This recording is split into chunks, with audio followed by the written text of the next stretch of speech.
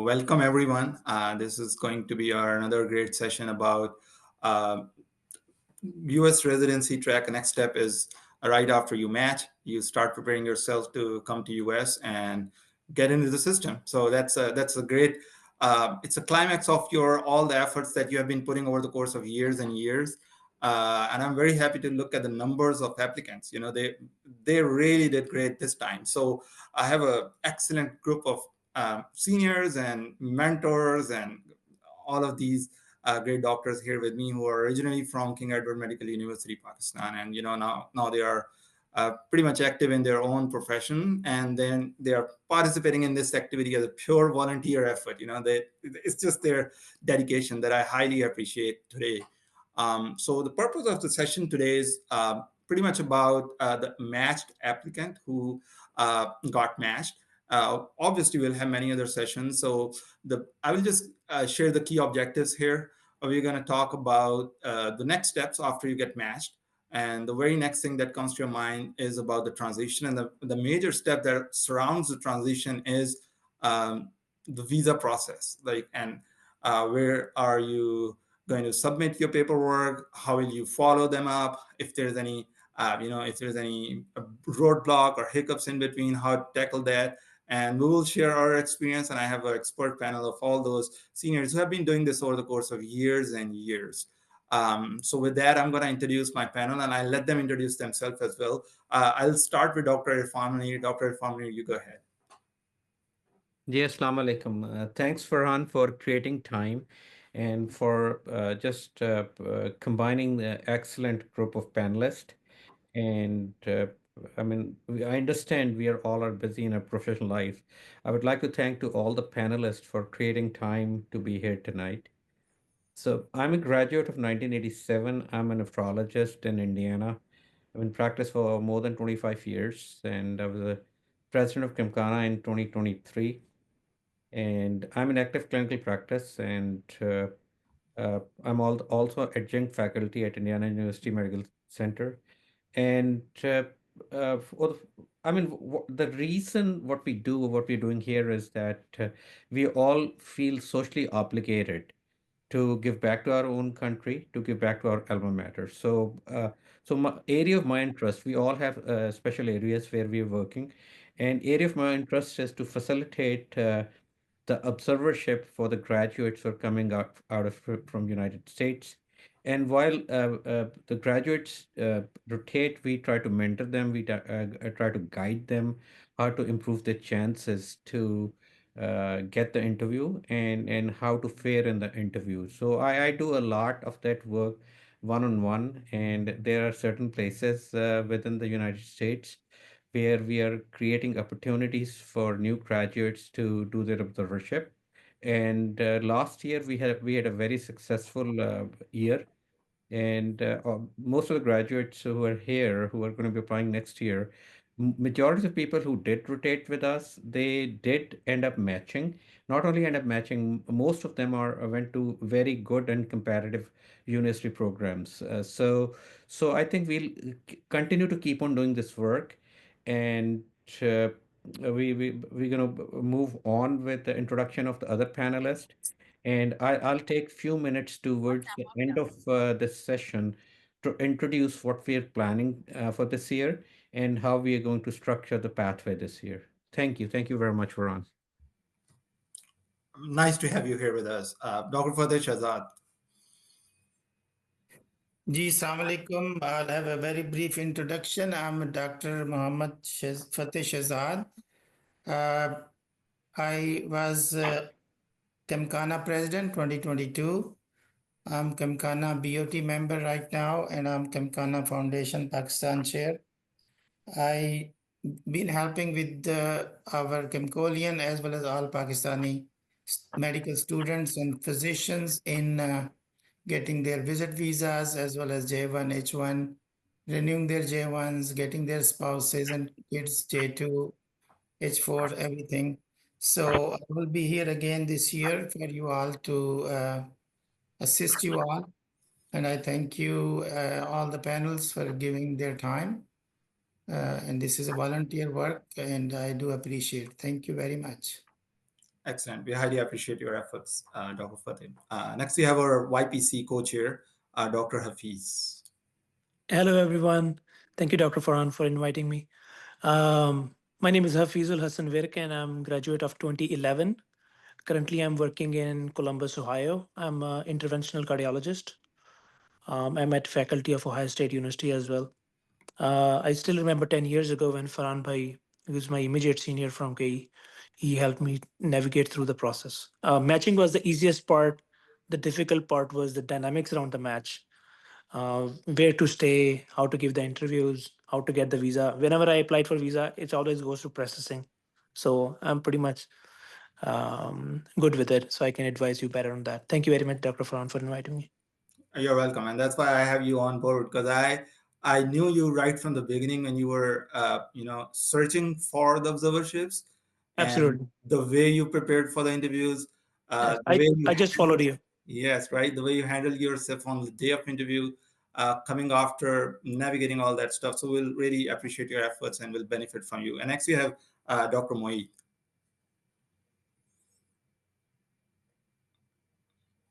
Assalamu alaikum everyone. My name is Mueed Ahmed. I am a graduate of KE 2016. I was the leading student member of Kemkana Students Club when I was a student at KE in 2014 and 2015. At that time, during those 2 years as a student, I organized a lot of seminars at KE to guide the students about the residency pathway in the US and about the USMLE. I'm a recent graduate from training. I finished internal medicine residency at Creighton University in Omaha, Nebraska in 2022, and nephrology fellowship at the Northwestern University in Chicago last year. I'm now working in Indiana at the Indiana University Health System as a nephrologist. I just started my job last year. I came up to the US on the J1 visa, and this is my J1 waiver. Perfect. Thank you, Moeed. And I'm just gonna wait for our final panelist, Dr. Usman Heather. Whenever he's here, he's gonna join us. So finally, my introduction. I'm Dr. Farhan Ahmed. I'm chair YPC Kemkana this year. Uh, by profession, I'm an intensivist and I'm infectious disease physician as well. I'm a core faculty with Division of Pulmonary and Critical Care at Creighton University, Omaha, Nebraska, and I'm a graduate of King Edward from 2010. And I really appreciate that Kemkana, again, kept their confidence in me and put me in this spot to manage the responsibilities of YPC this year as well. So coming up to the next discussion points in our session today, we're going to start with Dr. Fateh Shahzad. And I just wanted him to give us a rundown of about the bigger picture of math statistics this year, generally and specifically for our King Edward, like how many applicants, how many people matched, and just a great brief idea as an opener of this discussion. Ji, Assalamu alaikum. Thank you for putting me on the spot. Our King Edward match, during the match and SOAP, their total number is 122, which so far has been the highest this year. I don't have exact number of other alumni, but we should have it in a day or so. Total number match seems like around 950 this year, but that usually increases up in post match and some. So we'll see. We'll find out next week the exact number. Do you want me to talk about the next process and visas or just this thing? Let's say so. Right now, do you have any idea out of all these applicants, specifically about King Edward and generally overall, how many of them will be requiring J1 and H1, just based on your preliminary discussion with them, and then we can dissect that further. That what are the steps about J1, and we'll give opportunity to the other applicants as well. Around 600 J1, 153 H1, and there are quite a big number, 76, that do not require visa. That's interesting. So, do you think one last question before I move on? Do you think there's a change in pattern, like over the course of years, like program are offering more and more J1, and they are trying to pick applicants who are U.S. citizen or have some green card? Do you think that's a pattern that you have been noticing so far? I think the third part is accurate that they are picking more and more green card holder, but actually they are more H1 this year than last year, and then there were more last year than previous year. So I think more program are offering H1. So, But overall number has increased too. further, Like from just 3 years, GG. the first question, just for my sake and just for let the graduates uh, hear it out. Is H1 is something with the applicants ask the hospital, or it generally hospital is it's their initiative, they offer it? Yeah, there are two visas. J1 is sponsored by ECFMG, and the H1 is sponsored by the program. It costs them money. It has to be like around $5,000-6,000 per candidate to Okay. each have an H1. So that's why some program do not want H1.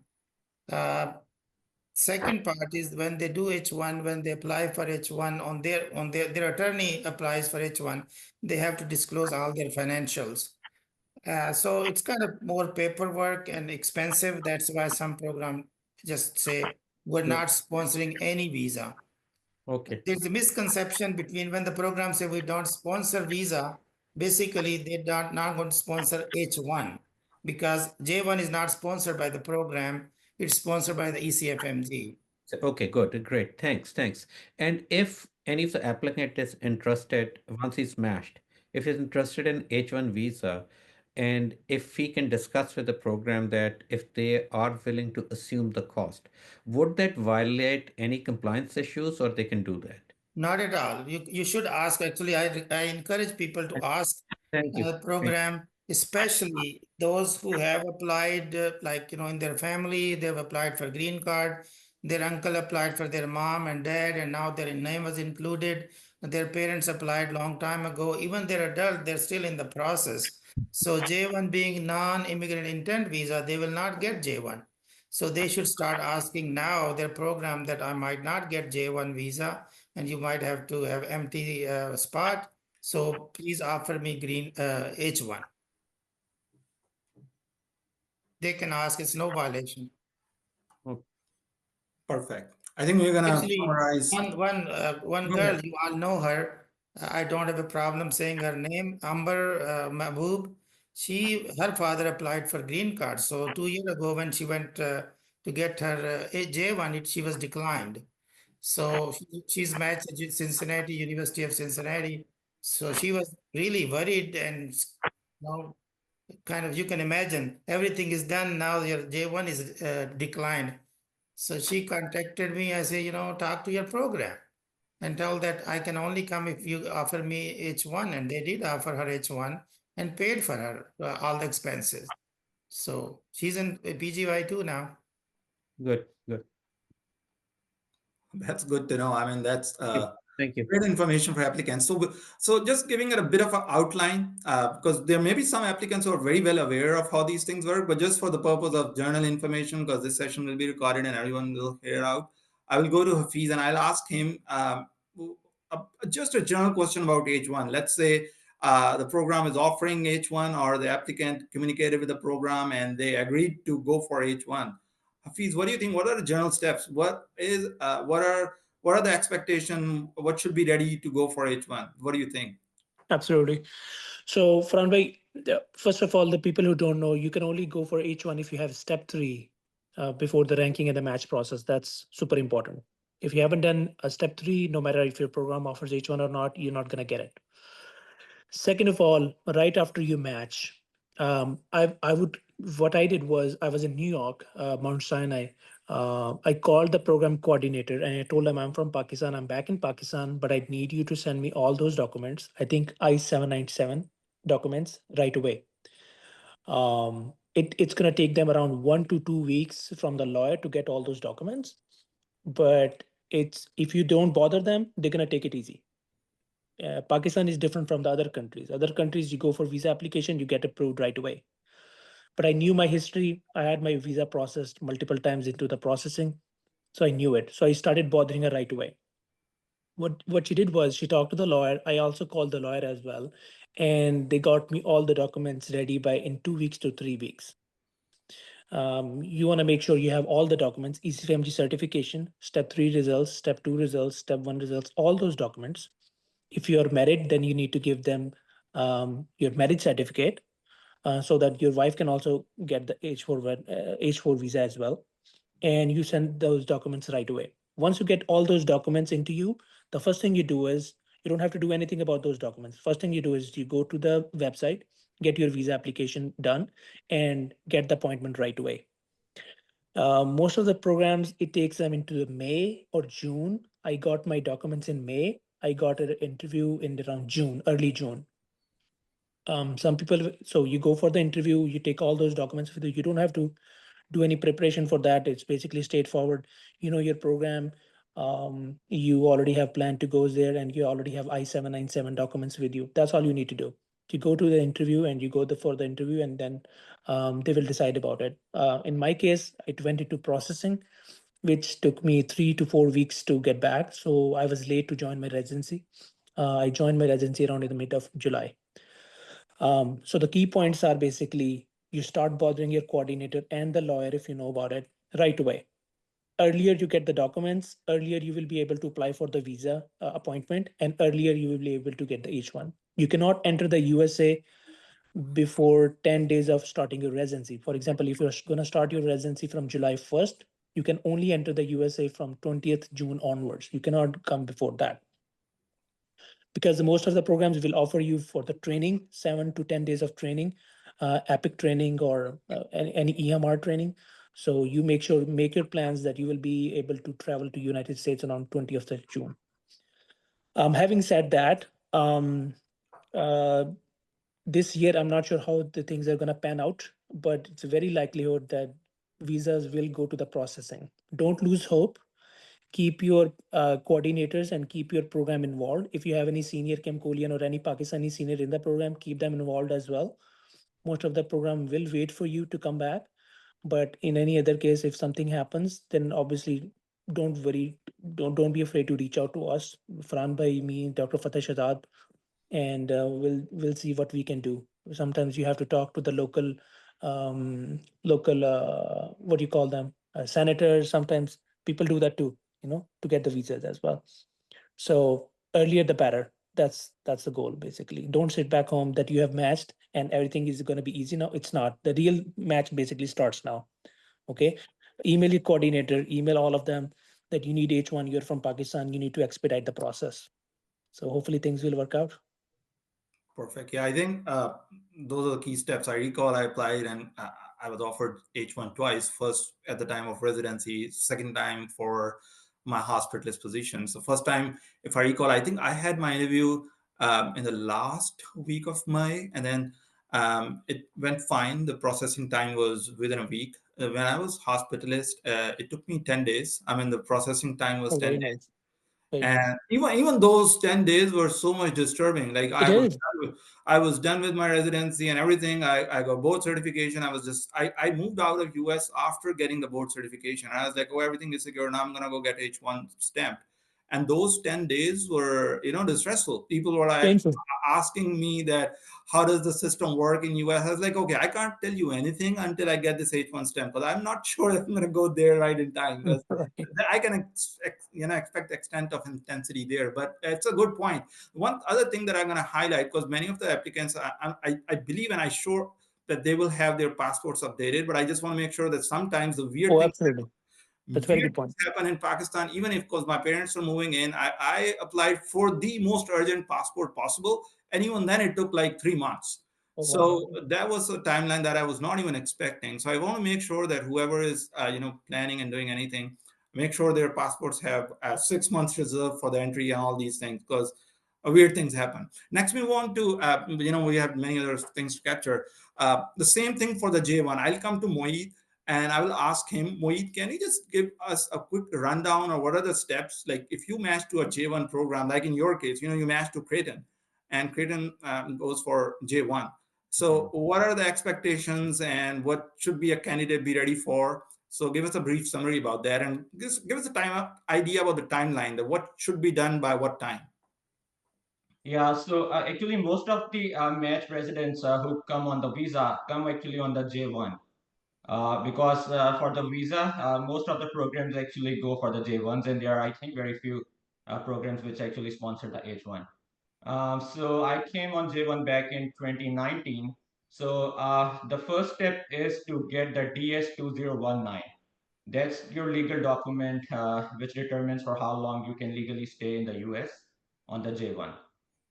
So that will be sent to you by your program, and they might have already started working on it. So in my case, my visa interview was in May, and so I would suggest that as soon as you get your DS-2019, just make an appointment as early as possible for your interview. For the DS-2019, you will have to stay in touch with your program coordinator basically.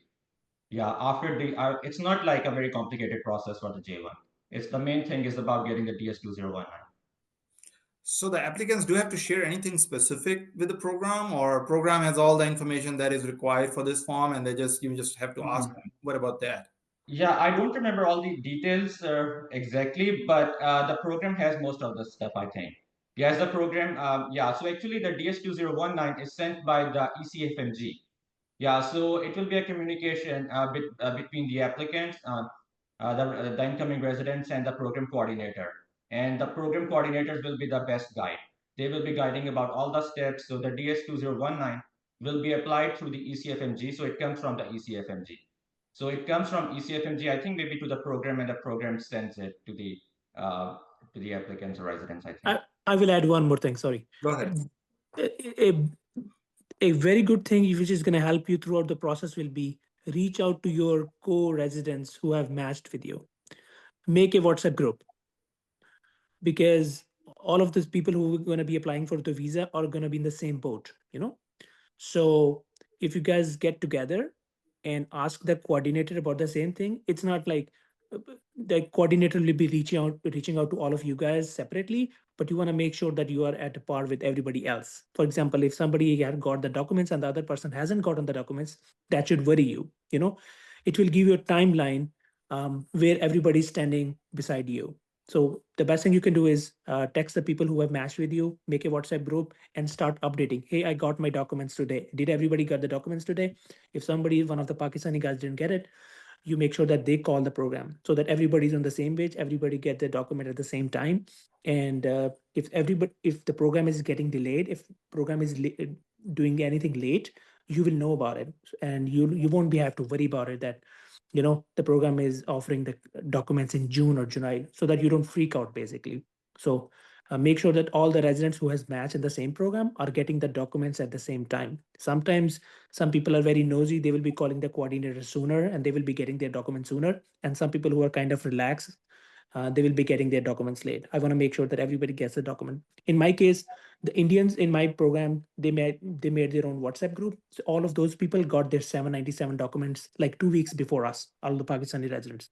So they were way ahead of us when they got the documents, when they got the visas, and when they reached the United States. All of us Pakistanis, we were three Pakistanis. Me, there was one from Khan. We were all late. We joined the program in mid of July just because we were not in that WhatsApp group and we had no idea what's going on with other people. So you need to know what's happening with other people in your group. Yeah, there are actually three main parts that I remember for those J1 visa documents.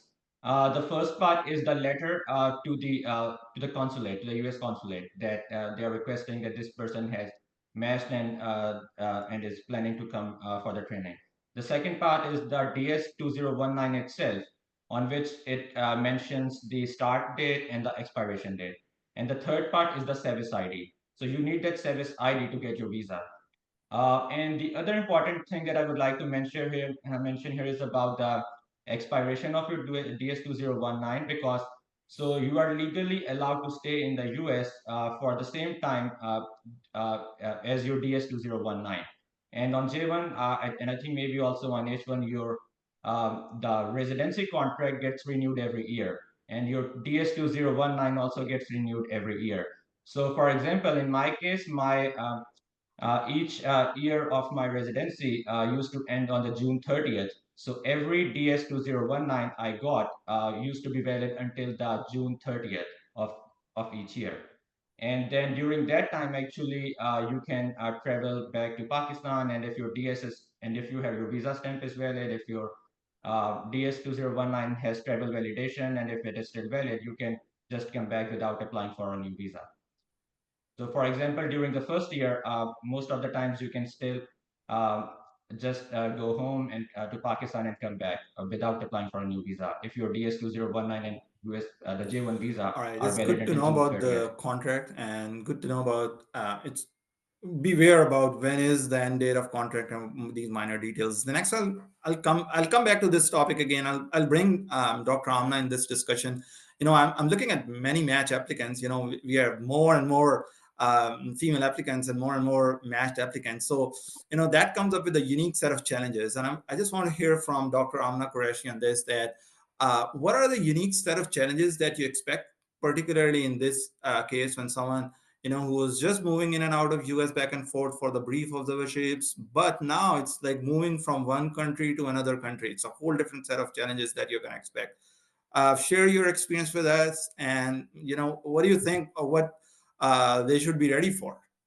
So basically, when I was matched, I was a single female, and I had no family here. So, but the thing is, I was like, I had this willpower that, now I've matched, so, and I have to, come here. I was mentally prepared to face all the challenges, but like always think, try to. So, how I started was I was in pathology program, and there was like no Pakistani there. But then I started looking at other Pakistanis in the other, fields. Like mostly they are in family medicine or internal medicine. So I tried to contact them, and like fortunately for me, everybody was very supportive. And like first of all, you have to see where you're gonna live immediately, like the apartment, and then if you can find somebody who can, maybe a good reference for the apartment, because you will when you come, you don't have any credit history, or you don't want to, and it's a new place. So maybe if you can contact a resident who is Pakistani, ideally in your program, or not in your program, or some other program, they can guide you, what is the closest place to live to your to the place we're going to do the residency or your hospital.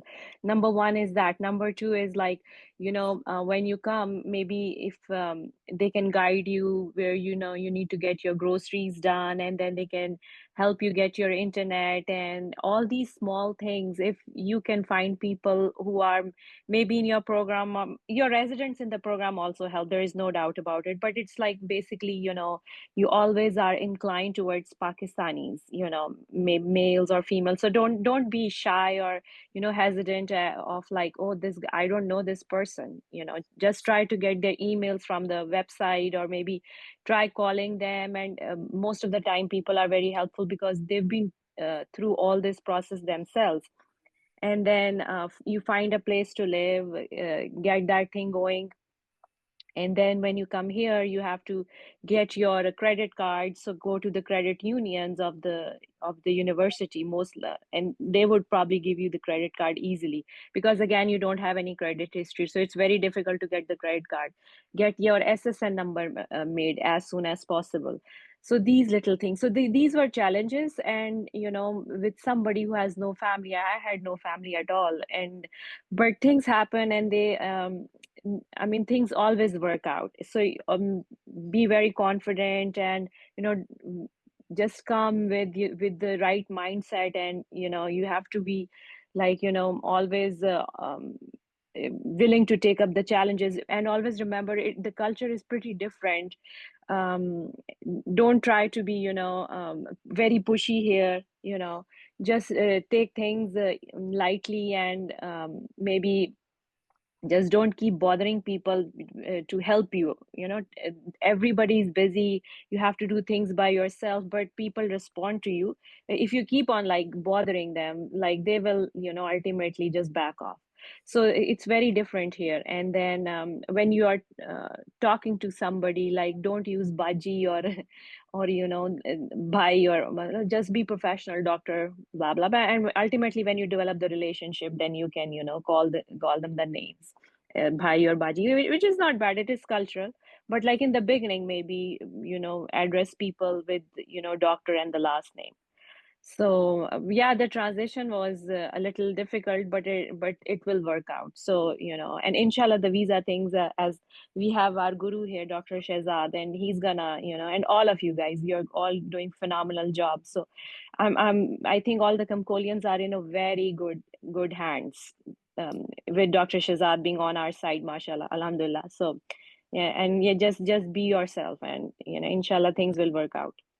Perfect. I recall, and since you highlighted this, I was joking around about this thing many years ago. There was an applicant who was, I'm not going to specify, but he was very respectful and everything.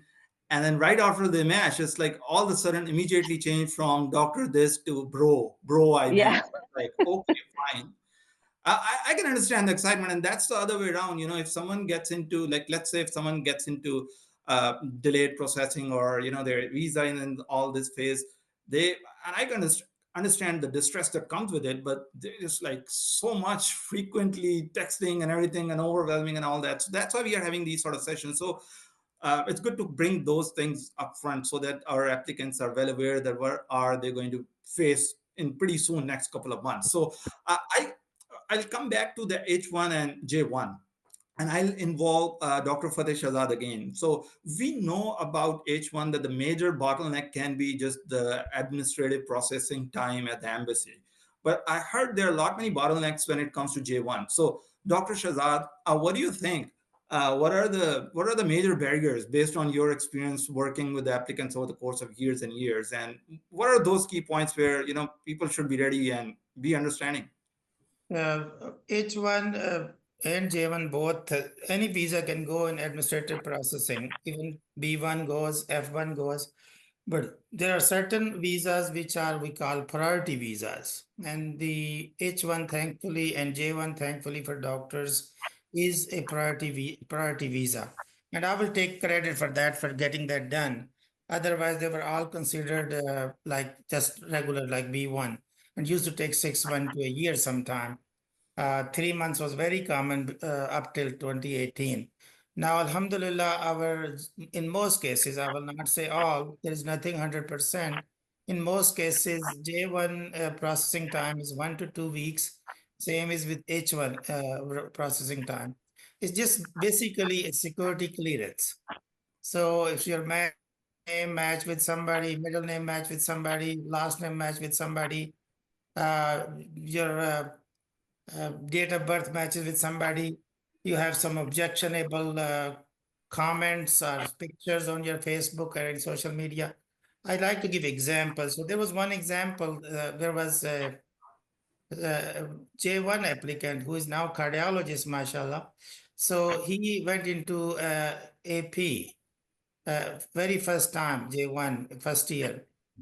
So he contacted me, and I, just being a part of this visa thing for a long time, I looked at his Facebook. So his Facebook, he's standing with his picture with two Kalashnikovs in his hands. So I said, don't do things like that. And they look at, there's nothing encrypted for the embassy or agencies. So security clearance is done by embassies. Nowadays, they're actually using AI system, artificial intelligence. When you get your application submit your application, your whole thing gets screened or scammed, whatever you Yep. call. So then you are supposed to keep everything clean. It's very unfortunate, but it is reality that anything posted in favor of Palestine, Gaza, anything in favor and against Israel or their activities, anything against Trump or his administration is not considered good for visa purposes. Again, I'm not justifying it, but that's what the reality is. So if you want to stay in USA and if you want to come to USA, we just have to do what they want us to do. There is really no freedom of expression at this level. Now, there was recently one Lebanese doctor was deported. A lot of people asked me question about her. She was a professor here, living here for a long time, and she was actually a citizen. But she went to Lebanon to attend Hezbollah's leader Hassan Nasrullah Sheikh funeral. So for that reason, when she came back, they deported her. So we have to be very, very careful. This is a very hot topic, a red line for US to support Hamas or Hezbollah or even say anything about Gaza. Good. I think it's a very valid point that you highlighted, and particularly for the applicants from Pakistan. They. I'm just gonna share my experience because I was pretty much recently in a transition phase from the permanent resident status into the citizenship status. I was in this phase recently, a couple of weeks ago, and I knew that my file will be extensively looked into and researched. So I don't share my personal opinion, and I prefer not to because that's just personal. I can understand that the way the environment overall in Pakistan, people are totally in a different mode, and just come up with a basic idea that you are transitioning from a whole different society to a different world here. And their opinion may be totally different from what you used to carry for many decades. Like most of our applicants are like in their late 20s, early 30s, maybe. Um, um, so, I mean, they have spent their life in a different sort of mindset. And so just be cautious because it's not that you just signed up for the patient care. You are moving as a new person in a society. So, and you're going to face a very different sort of challenges. So I think I would suggest not to make it difficult for you by putting these sort of things out in a social media or anything like that. So just review your whole social media contents before you submit application for all these visas. So I'm going to come back to Dr. Irfan Munir. And we were just talking about our observership pathways and everything. I know that there are many applicants who followed that pathway. I want Dr. Irfan Munir to share his experience about the Kemkana observership and how it facilitated and some general idea about it before we move on to the next discussion points. Dr. Irfan. Thanks, Farhan. So, as most of you may be aware, we started this portal, Kimkhana portal, for United States clinical experience last year, and which opens up around 1st January, and we start accepting applications, and then I review the application towards the end of March and first week of April. And then by middle of April, we start sending out the invites to the people who were selected for observership. And it's purely on the merit. So, and this year, will strictly try to go through the portal. I do not look at the random emails, random text messages, and I do not respond to those. So we are going to work through the portal, and uh, all the selection is going to be strictly through a merit based on your USMLE scores, your research experience, your extracurricular activities. So basically, the merit which we bring into consideration is exactly based on the scoring system which your application is assigned when you apply for residency programs. And that's what we work on. That's the first thing. Second thing is that I uh, designate one or two of recent graduates who helped me out with the process. The way we worked last year, after we've screened the applications, we've selected the people we are going to provide observership. We create a Google Doc in which we put in the name of the preceptors by the month, and then we start filling the slots on that Google Doc, and that Google Doc is visible to the graduates and applicants, but you would not be able to make the entry. I can make the entry, or people who will be designated from your group uh, can make the entry. And on our behalf, it's going to be at this point. I think it's going to be Temur Wajid, and that's a graduate from last year, not graduate from 2022, I believe, or 23, Usman Haider, who is also in this committee, he will be doing that work as well. Number three is that last year we were able to provide almost 50 observership spot. We are trying to expand that to 200 observership spot. And this is all what we do is this is at no charge. We don't charge you anything except after you accept it into an observership spot, then the applicant is pays $25 to Kemkana as a processing fees. So I think that's a nominal number that we've discussed in the past, and that's just to a token of commitment that if you have opted for a spot, that you're committed to come. Number four, if you have committed to opt for observership spot and for some reason you cannot show up for that, please just call me in advance, several months in advance, that you will not be able to come. Because when people sign up for spot and that show up, that is not only inconvenient for us, that's also taking up a spot which somebody else could have done it. Uh, and the last point, which I'm going to just stress on, is that uh, not everybody can create observership spot at no charge in the United States. Many of you are going to end up spending $1,000 to $1,500 per month.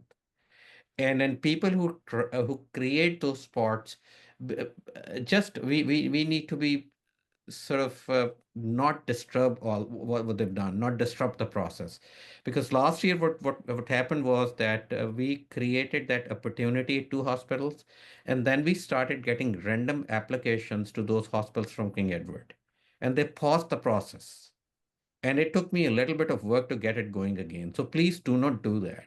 This process is in your interest, in the interest of graduates who are going to come after you, and just work through me, work through the committee, work through the people who are working on your behalf. Do not send random questions to the facilities which are working within the framework of Kimkana observership experience. And the last thing, just look out for the for a response from me. Those of you who get selected, we are going to create an opportunity, and we have a good opportunity, and not only one. We can give you 1, 2, or 3 months rotation, where we have infrastructure now, and it worked very well last year, and we are going to repeat that this year as well. So that's where I'm going to stop. Thank you, Farhan, for giving me opportunity.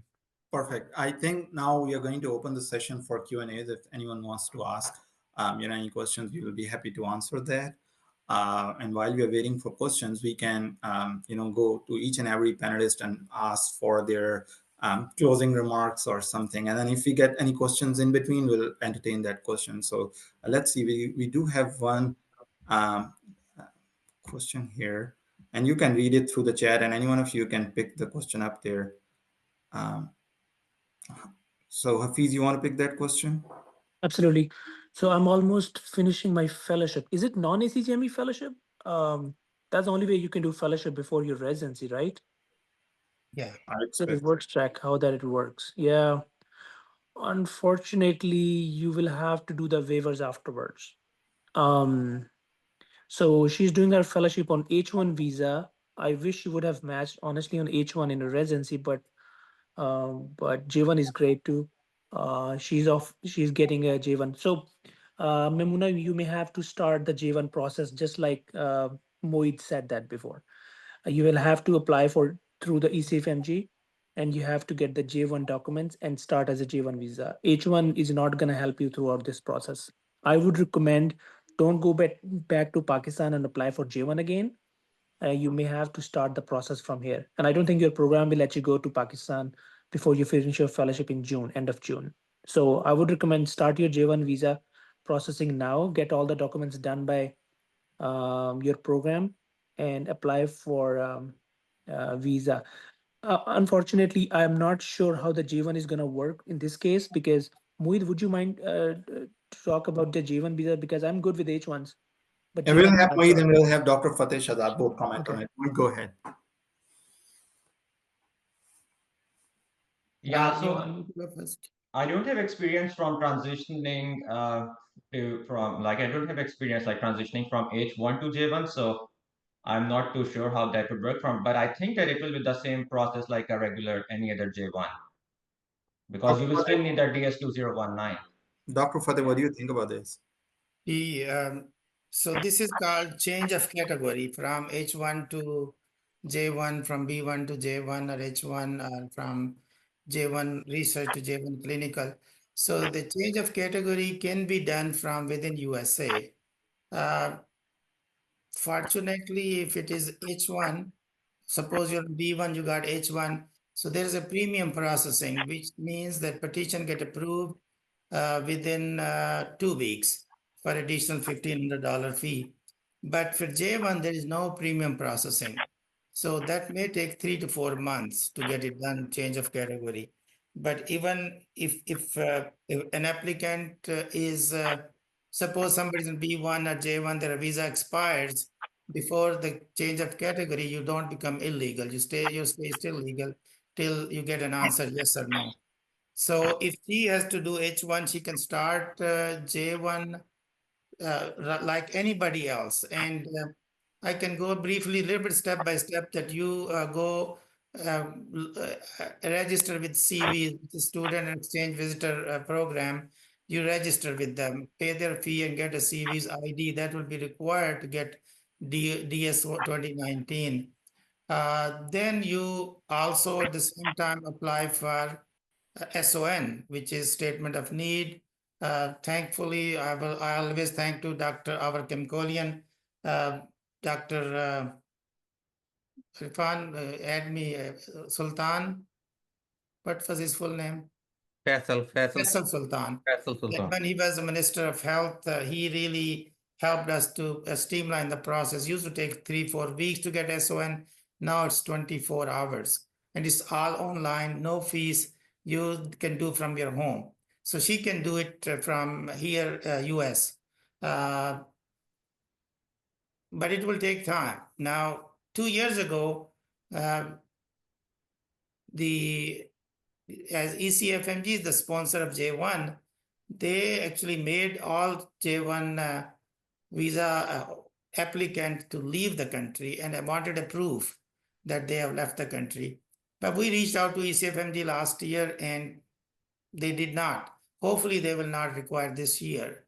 Also, we're working on, see this DS 2019, the Department of State has allowed to use electronic transfer and copy, but still ECFMG is sending to the TPL by mail, and then TPL is sending to the applicant by mail.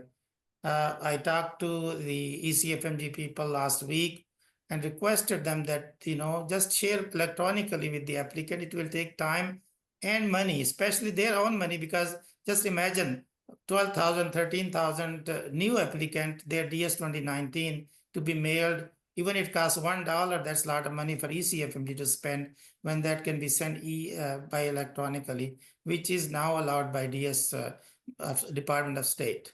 So hopefully they will understand, because they do actually 40, 50,000 every year for the J1 and J2s and their fellows and second year, third year. So hopefully they can save $50,000, $60,000 with my suggestion. Quick Okay. question. Now, in this situation, can they request their program to offer them H1? Like, if they, Absolutely, and they yeah, should. yeah, make it easy. Well, I mean, Yeah. no harm in trying. I mean, the program is offering J1, but what if the applicant, say that I'm ready to bear all the, because if I compare the challenges that are associated with all that thing that you were talking about, no harm in asking, right? Can you do that? No, I think everybody should ask, Yeah, especially right? people who are here. They should ask, because H1 can be done sooner here than in Pakistan, but J1 is done sooner in Pakistan than here. So that's the difference. Perfect. The So, next question I have is, go ahead. Sorry, I forgot to. but a quick question. I mean, it's in the agenda. I don't think we've addressed it.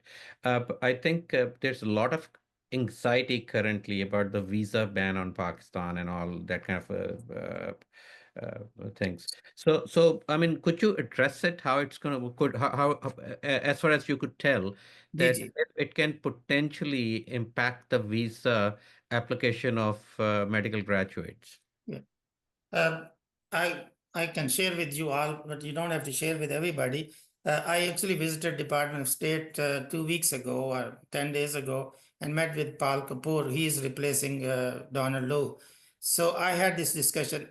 People think he's Indian, but he's not Indian. So I did talk to him on detail. He said, "Man, we need doctors. So even if there's a ban, doctors will be excluded, nurses will be excluded." So uh, first of all, he said there is nothing in discussion of ban. And his words were, we need Pakistan right now. So I don't think there will be a ban. So even if there's a ban, 10% chances, 5% chances, doctors will be excluded. I can't say about B1, but J1, H1 will be excluded. Thank you, thank you. That was important. Thank you very much. And people can travel freely. I'm sure everybody gets questioned. They're canceling their plan. People who are here, they're like one girl, she wanted to go for her wedding and she was worried about it. I said, no, go. And she went and she came back yesterday, no problem. Farhan bhai, I have a quick question. Go ahead. How was your experience in getting the license before you start your residency? Because I did my residency in New York. Probably you did too. We did not require license No, yeah, before we start. But in I- certain states, like Illinois or certain states, you need license before you can start it. Otherwise, your residency will be delayed. I know yeah, 100% about like Illinois. So absolutely. I think that's a very good point that you highlighted. Same goes with Chicago and Illinois and everything. If I recall, Pennsylvania has the same situation.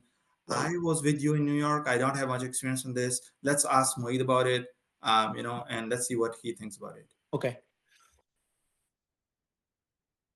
Yeah, sorry, can you repeat the question? I was answering the question on the chat I box. mean, there are certain states where the licensing for incoming residents are it's not that complicated. Mhm. For example, in New York City, we that was so smooth. We were all up and ready to work. It's a different sort of Mm. licensing. But when it comes to certain states like Illinois, Pennsylvania, maybe Yeah. Nebraska, the licensing is a bit different. What are your comments on those situations where they may need some added documents for licensing Mhm. purposes? Yeah, so for me, for the residency, so it was the Nebraska license, and that was a straightforward. It wasn't anything like complicated. And but when I applied for the Illinois license for my fellowship, that was much more complicated. I remember there was an other form. It was called something like EdNon or something like that that had to be filled out and by the medical college. So it was a lot of hassle because I was here in the US and I was continuously talking to somebody like in the registrar office at KE or somebody in the student section. And so what that form required was they required the dates of all the, or like a lot of wards, like start date, the end date, and then it had to be signed by somebody from the KE. Yeah, so Illinois license yeah, it's complicated. Can I add something, Farhan? Go ahead. Go ahead. Yeah, yes, some states don't require this license, and that's why uh, even those states will allow you H1 without step 3, but very few. Uh, People have done their Pennsylvania. A lot of people match every year. Pennsylvania and Illinois, they start their paperwork early, but most of them they do start end up joining their program on time. The, I We are fortunate that we have a good relationship with our registrar, assistant registrar. Irfan can add to that, and they are familiar with all this. And we have outlined everything what need to be done, even for the fellows and for people who want to. Like recently, one senior doctor wanted to apply for Texas license. So their paperwork was completed at KE in 2 days. So Irfan and we all have streamlined that process with Rashid, and he's very helpful. If any issue, reach out to Irfan or me, it will get resolved. But he knows what to do, and there's no fee associated with that Yeah. anymore. It used to And be. and and that is something, I mean, you can all who are going to be starting training this year, just reach out to me directly if there's any delay. Yeah. So we're gonna get it resolved promptly. Yeah. I want to discuss one more point here about the license. As you all probably know that on the J1, you cannot do the moonlighting. So I was on J1, and for both residency and fellowship, I had the temporary license. So there is a difference between temporary and the permanent license. So and Farhan Bhai and Hafiz Bhai, I think both were on H1, so they can tell better. But so I think yeah, for the moonlighting, you need a permanent license, if I'm not wrong. Yes. Yes. There was See, one question. sometime you can do on J1 if it is in the same program, like, where you are a resident, you can do it, but not outside your program. Yeah, but I won't recommend that doing an internship though. Yeah, during first year, No, just second focus year, on. third year, second Yeah. year, third year. Yeah, I think there are a lot many problems down the lane. I think right now moonlighting will be the least of, on your priority. They will not let you even touch the patient if that's not your patient. No, actually, one applicant asked me this question today. I said, "Why are you worried about that?" Yeah, we'll get to that. So there is a question about what documents do we need from PMDC, and is there anything specific that the applicants should be gathering for the statement of need? Dr. Fateh. It's your passport, your ID card copy, and if you have a license, even provisional license from PMDC, that will be. Actually, I've shared on this group all what is required for all kind of visa, converting visa from JF2 to J1, B1 to B. I've shared on YPC, and anybody can share further. So, uh, but it's those are the things you have to log in, and that login is provided in the J1 visa guidance. So you log in and fill in. There is a form, you fill it for the SON. You can electronically fill or print it and fill it. Doesn't matter. Then you can, once you're filled and signed, put the place Pakistan or Karachi, wherever you are living at that time, but don't put outside Pakistan. And then you submit it via email. Working with health ministry to electronically submit it, but they say they don't have funds. I asked them how much do you need even. So it's kind of so easy that you can fill it online and just submit it. Otherwise now they have to print it and then scan it and then email it. It's not that difficult, but it can be made easy. Perfect. I think Dr. Fan just shared a very good point. That was about the documents that are required from King Edward. If anyone and run into some sort of challenge, just reach out to Dr. Famani Fateh Shahzad. Even me, even I was I had to deal with a lot of barriers a couple of years ago, and my wife was applying for the residency, and I could really, you know. I'll just hold off there on that. Yeah, Now, let me see if there are any more questions. And until then, we are going to get to the closing. There's one question here. Hafiz, you want to address that? Absolutely. Osama? The last one is okay for someone who's getting married in mid of April and will receive their marriage certificate per se roughly by that time. Should I expedite my H1 process right away? And for H1 for the spouse start, it's tricky. I would recommend don't jeopardize your visa. Go for your H1. Once you are here in America, then you can send, then you will be here, right? You can start your residency in time. Then you have all the time in the world to send them all the documents to get her H4. H4 is no big deal. She'll go for an interview, she will get the stamp right away. So if you guys can do that, that's perfect. I don't want you to delay your visa processing to wait for your wife and the marriage ceremony and apply afterwards. Another thing they can do, get nikah now and get your license, sorry, marriage certificate in the next week Right. or so. Usually So there are looks like it can be some done certain later. steps which you may have to add to apply for H4 visa. But since it's going to be very tricky because it's H1, you don't have enough time. I would recommend go for your visa first. That's the simplest you can do. Once you're here, then your coordinator will help you through all the process. It's going to take her 1 or 2 months maximum to get her H4 and she can join you laterwards. Honestly, also, you need to find the apartment, you need to find the space to live. If you bring her, it's going to be double the headache for you. So it's better for you to come early, um, join the program, then you can send her all the documents, get to find a place to stay, and then she can come and join you in a couple of months. That would be my recommendation. So What do you this think, will be Farhan? this will be a general recommendation for everyone, because this there are many applicants. They good that he asked that specific question, because I know it happens pretty frequent. Sometimes people ask, and sometimes people go ahead and do it, and then they say they will figure it out.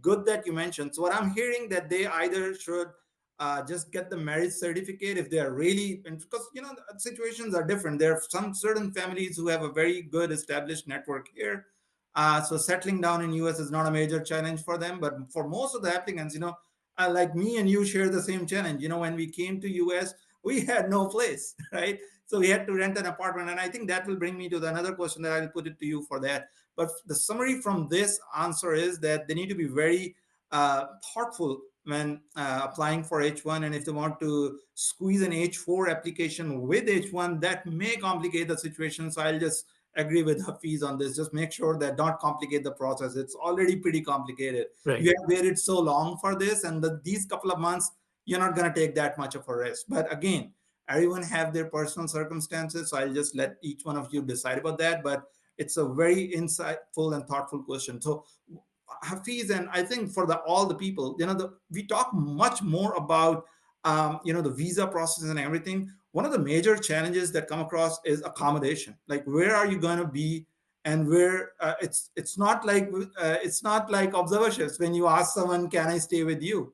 Right? You need to have a place. So, Hafiz, can you just give us a bit of a broad idea that all these matched applicants, what should they be doing to find a place in US to live? That's a very One sec. Can I be excused now? I have to join yes. another meeting. Absolutely. We highly appreciate your presence, and Thank you. move on with the day. Thank you so Any much. question? I've shared all the information. You're all everybody is welcome to share that with anybody. There's nothing secret. I think it will be very helpful, and you should read it. Everybody should read it to get familiarized with the recent system. Thanks, Fateh. Thank you. Hey, Farhan, I'm on call, so I'm getting backed up on the pages. Absolutely. I think we are Yeah, wrapping this up. yeah, So yeah. closing arguments from you, both of you, are very well accepted. And we're going to have a closing argument from Hafiz and Moid, and then we're going to wrap it up. Okay. Hafiz, go ahead. Sure. About the residence. Yes, accommodation and everything. Okay. Okay. So there are two types of programs. One kind of programs will give you a residence. For example, in my program in New York, we used to have a residence right in front of the hospital. So it was a no-brainer for me. I applied there. I got into it. So easy, right across the street. I can walk into the hospital every time. I used to come back home to have my lunch. No big deal. There are certain programs in which the program doesn't offer you a residence. I would recommend to touch base with a second year or third year residents, or even the co-fellows, co-residents who are going to match with you, and ask them where they stay. Don't stay more than 10 minutes drive away from the hospital, because it's internship. You got to be there at 5 a.m. sometimes, 6 a.m. sometimes. So don't look for a fancy apartment which is half an hour away.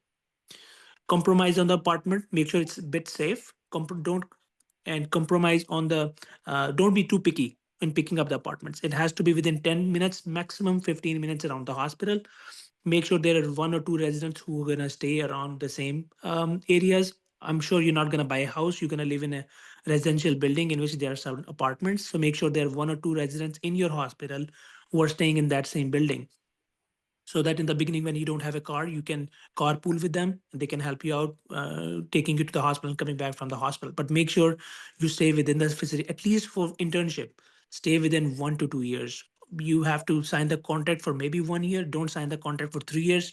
Only limit yourself for 1 year. Next year, you can think about it. You will have a car. You can drive a little bit more. Your family will be here. So you have all the options in the second year. But first year, make sure you're closer to the hospital within 10 minutes reach. Make sure you're living in an apartment building in which there are other residents who are living too. It's going to be crappy. It's not going to be nice. It's going to smell bad, but you need to go through your internship in the same apartments. You won't be spending much time in your apartment. You'll be just coming there to sleep. Internship is going to be in the hospital. Okay. So don't be too picky. Apply it right away. Again, making that WhatsApp group is going to help you where other residents are going to stay. So stick with them. Okay. And that's pretty much, that will be my recommendation. What do you think, Agree on from? that. I agree on that. I think, well, the way you suggested earlier, like all the applicants who match in the same program or in the same city, make a WhatsApp group, stay connected. Because the way I did when I matched, our program had 5 graduates from Pakistan. So we made a same WhatsApp group and we were closely coordinating with each other. And we came up with this idea that any one of us, if they secure a place, that's fine, and others can stay there for at least 10 days cushion time so that they may find a place. So what I did that uh, I secured it was like a 3-bed apartment because I was sharing it with other colleagues as well. And so I signed up for it, and I was open to other co-residents to come and stay with me for the first week or so that they can locate the places. And first month was a mess. We were just lying on the floors. It just didn't give us a feel of being a resident. But after a month, everything got sorted out and we were on track. So don't get stressed about these things. Final comments from Mohit before we wrap it up. Mohit, anything you want to say based on your experience about this transition time? Yeah, for the housing, so most of the residents actually live in the apartments, but you will also see some US residents, the US citizen residents who are actually will be living with their families in houses. But anyway, so most of the IMGs I've seen, they actually during residency stay in the apartment. So I would recommend reaching out to the current residents of your programs and ask them where they live and ask them about the apartment lease prices. Also, the other thing to consider here would be about the furniture. So if you guys are okay with using the second-hand furniture, then reach out to the graduating class, which will be the third-year residents of your program, and ask them and that if they are selling any furniture, which you can get and use. Perfect. Thank you. Well, I with that, I want to add one more oh, thing definitely go about ahead. Yes. about About regarding us. the apartment because I was facing challenges regarding that. So very good point. You need to talk to the residents, any Pakistanis who might help you. Try to get an apartment which is within walking distance. Also, because like you can't get a car right away. The other thing is when I was doing the contract for the and I was sitting in Pakistan, they were saying, hey, how do we know that you'll be able to pay every month? So for that, because they need your letter of employment, so ask your coordinator to issue you like what would be your salary, monthly or yearly. They know, like, to give you a letter of employment or something that will be kind of assurance to the apartment people that you will be paying your rent. So you when you are asking for other documents, and ask for the recommendation for the apartment complex where you're going to live, ask your coordinator to give you a letter of employment kind of a thing, where they have like rough estimation estimate of your monthly salary or maybe a yearly salary. And then you when you're doing your contract for leasing, most likely people do for 1 year, you have to provide that document also, because I mean there you are not there physically. So and if you have like an official letter from your program, they're gonna consider that and give you the spot.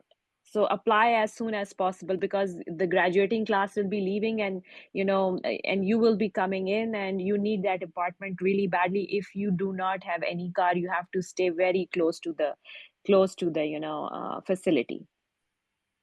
Yeah, Thank that's a you. very high yield advice. I totally second that. I'm much appreciated to be part of the session today. Thank you so much. Thanks, Farhan. Thanks. Excellent job, Farhan. Excellent session. And thanks to all the panelists. Uh, Thank you everyone for joining us today. We'll have more of these sessions in upcoming weeks, and we'll close our session here today. Thank you everyone. Thank you, Thank Fran. you. Bye. Thanks. Thank you. Thank you.